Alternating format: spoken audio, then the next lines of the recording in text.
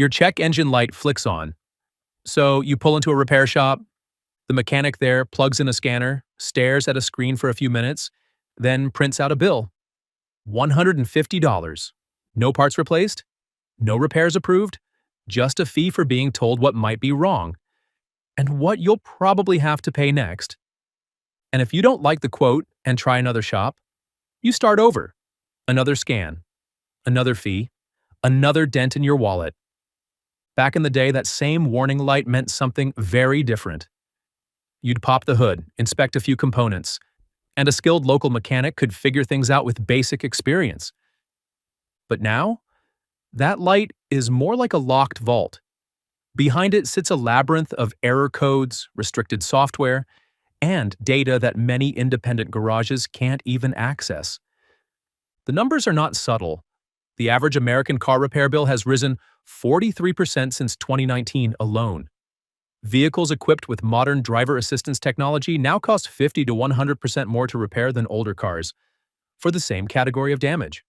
A windshield that used to cost $400 now routinely tops $1,500 because the glass is no longer just glass.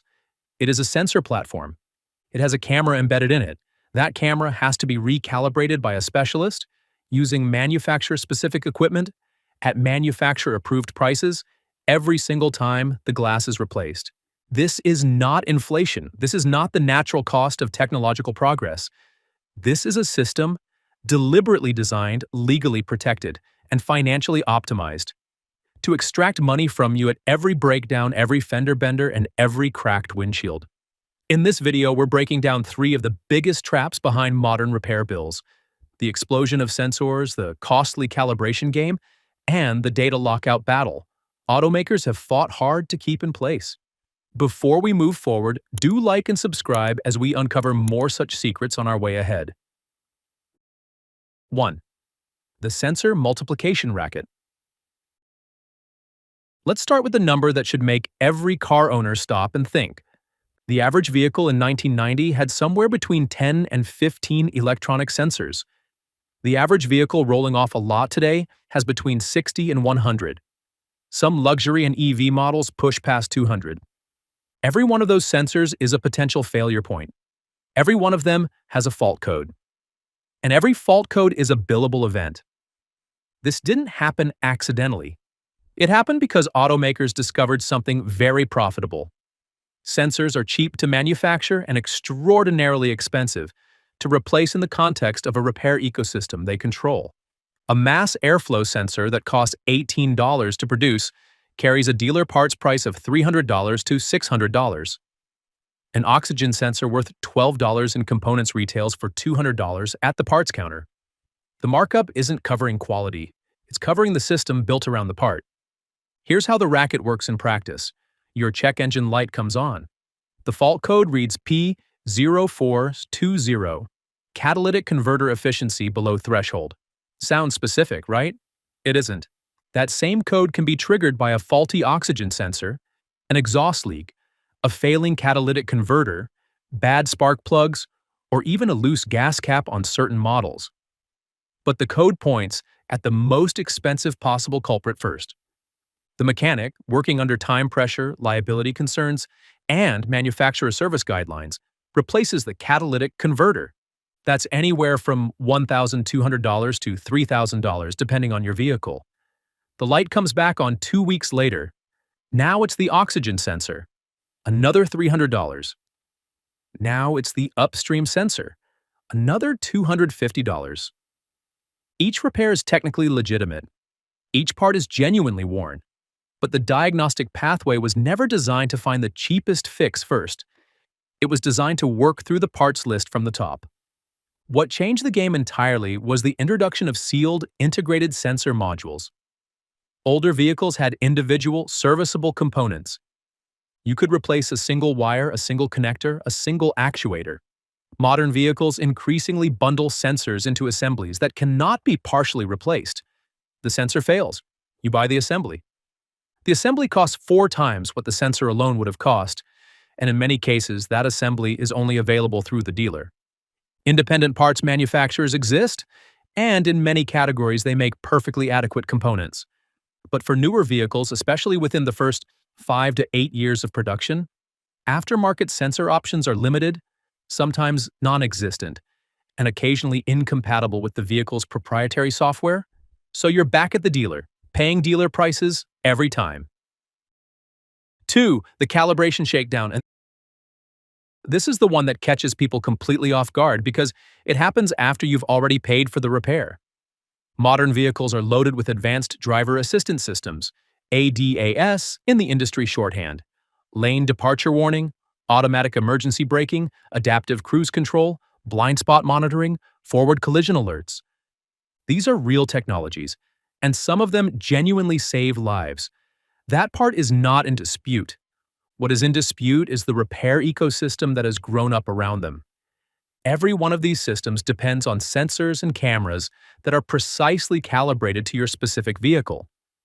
When those sensors are disturbed by a collision, by a windshield replacement, by a wheel alignment, sometimes even by a tire change, they need to be recalibrated. The calibration is not optional. An uncalibrated lane departure system can function incorrectly. An uncalibrated emergency braking sensor can fail to trigger when it should. So the recalibration is necessary. Here's where the shakedown begins. Recalibration requires specialized targets, positioning tools, and software. In most cases, that software is proprietary to the manufacturer. Your independent mechanic, the one who has been reliably fixing your brakes and replacing your alternator for 15 years, does not have it. They cannot buy it. They cannot license it at a reasonable price. In many cases, they are legally prohibited from accessing it under the terms of software agreements that automakers classify as intellectual property protections. So after your $400 windshield replacement, you get a separate bill. Recalibration. $300 to $500, depending on make and model, and it has to be done at a dealer or at one of a small number of certified calibration centers, which not coincidentally charge dealer-adjacent prices. A 2023 study by the American Property Casualty Insurance Association found that ADAS-equipped vehicles cost an average of $3,000 more to repair after a collision than equivalent non-ADAS vehicles. That gap is almost entirely attributable to sensor replacement and recalibration costs. The physical damage in the bent metal, the broken plastic, costs the same. It's the technology tax that doubles the bill, and this problem scales. As ADAS features become standard across more vehicle categories, the pool of cars that can be fully repaired by independent mechanics shrinks every model year.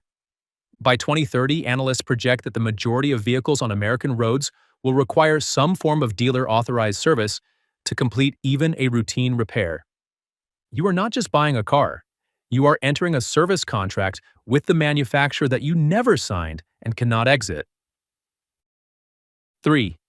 The Telematics data lockout. This is the trap that most people have never heard of, and it is arguably the most consequential.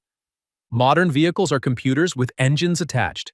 They generate continuous streams of data: engine performance, braking behavior, location history, driving patterns, fuel consumption, door activity, even cabin temperature preferences. This data is collected by the vehicle's telematics system, transmitted to the manufacturer's servers, and stored. Your car knows things about you that your doctor doesn't. Here is the problem for independent repair. Much of that data is essential for accurate diagnostics on modern vehicles, and access to it is controlled exclusively by the automaker. When your car develops an intermittent fault, the kind that doesn't throw a persistent code, the kind that happens once and disappears, that data log is often the only way to identify what happened and when. Dealership technicians working with manufacturer software can pull that history. Independent mechanics working with third-party scanners frequently cannot. The result is a two-tier diagnostic system. Dealers have the full picture. Everyone else is working with a partial map. Automakers have argued vigorously and expensively that this is a matter of cybersecurity and intellectual property protection. Between 2018 and 2023, the automotive industry spent over $26 million lobbying against right-to-repair legislation at the federal level. Legislation that would have required manufacturers to provide independent shops with the same diagnostic data access that dealer networks receive. Massachusetts passed its own right to repair law in 2020. Automakers responded by disabling telematics features for Massachusetts vehicles entirely rather than comply. The disabled features were restored only after years of legal battles, and the law itself remains under challenge. The data lockout does something else as well. It creates a paper trail that benefits the manufacturer in warranty disputes. If your vehicle develops a fault and you've had it serviced by an independent mechanic, that service history, stored in the telematics record, can be used to challenge warranty coverage. The manufacturer knows exactly where your car has been and who has touched it. You often do not have the same visibility into what they know. This is not a side effect. This is architecture. The system was built this way intentionally, and the lobbying record makes clear that the industry has worked hard to keep it this way. What you can actually do. Fighting back without a law degree. The system is stacked, that part is true, but there are practical moves that can reduce what it costs you. The first is to buy an OBD2 reader and use it. A basic Bluetooth scanner costs $25 and pairs with free apps that can read and clear fault codes. You will not get the full diagnostic picture, but you will know what code triggered your check engine light before you walk into a shop.